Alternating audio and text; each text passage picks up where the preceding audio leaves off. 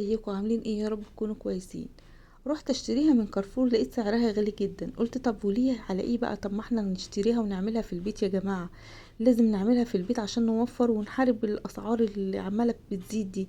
احب اعرفكم بنفسي في البداية، انا ايمان من قناة الشيف ايمان الميداني. اتمنى اللي اول مرة يشوف قناتي ينزل يشترك في القناة ويفعل زر الجرس عشان يوصلكم مني كل جديد. معايا هنا 2 كيلو سمك مكاريل. جبت منين يا امان؟ جبته من السوق عادي جدا، ونضفته وغسلته زي ما انتم شايفين كده في بداية الفيديو. مفيش فيه اي نقطة ولا اي دم ولا اي حاجة خالص. تمام. هروح جاية مقطعاه بالشكل اللي انتوا شايفينه ده، طبعا بعد ما اتغسل غسلة كويسة، ولسه كمان هنعمله محلول نقع. تمام كده.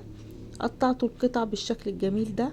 وهروح جاية جايبة في قلب بولة او طبق ملح وخل وليمون. تمام. هزود كل المكونات دي مع بعضها كده. ده عصير ليمون يا جماعة عشان ما كانش عندي ليمون، فده طبعا خلاصة الليمون. هقلب بقى كل المكونات وادوبهم في بعض، وهنزل بيهم بقطع السمك. المحلول ده مهم جدا يا جماعة عشان بيشيل اي زفارة. تمام. هحاول بقى ان انا اشرب السمك كده من المحلول ده، وهسيبه لمدة ساعة كاملة في قلب المحلول. علشان ايه؟ انا مش عايزة فيه اي ريحة زفارة. وزي ما احنا عارفين طبعا السمك المكاريلي ده بيكون يعني شوية زفر، فالمحلول ده امان جدا، هيخلي ريحته رهيبة. هحاول ان انا افتح اي قطعة كده تكون مقفولة، اللي هي بتبقى في الديل دي. وهنا بقى يلا نحضر المحلول بتاعنا اللي احنا هنسوي فيه. جبت حلة كده ونزلت فيها بمية عادية جدا من الحنفية، وهنزل فيهم بحوالي 10 فصوص كده من الثوم، وكم ورقة لوري، وكمان كم عود من الكرفس.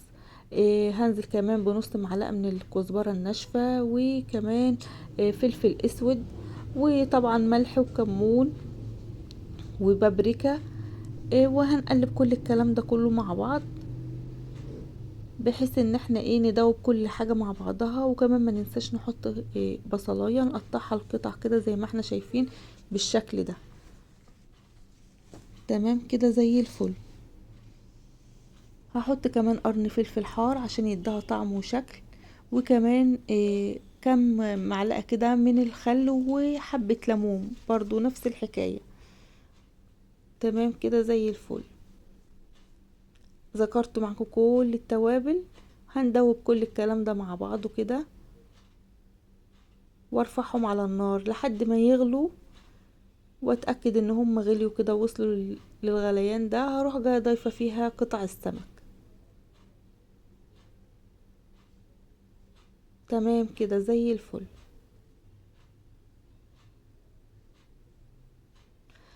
اول 10 دقايق لما تغلي هسيبها مع نفسها كده 10 دقايق تغلي على نار عالية، وبعد كده هدي عليها واسيبها لمدة ساعة او ساعة وربع على نار تكون هادية جدا. تمام. هاجي بقى في نص المرحلة كده هحط لها كمان معلقتين من الزيت، بتديها تست عالي في التسوية، وبتخليها حلوة ومزبدة كده. تمام.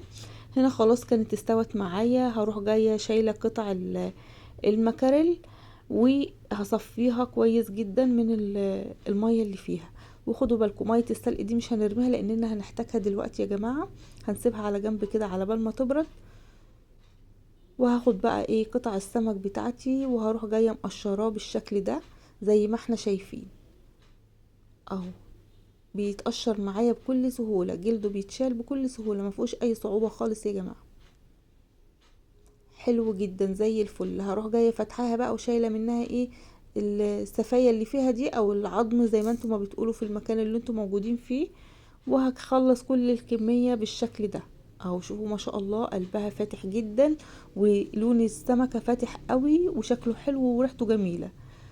ابدأ اعقم البرطمان بقى، واجيب كده قطع السمك فيه اللي احنا جهزناها وظبطناها، وهنحطها كده. واروح جاية غاسلة ورقتين من اللوري حطاهم، وكمان قرنين من الفلفل الحار، وهضيفهم كمان في البرطمان.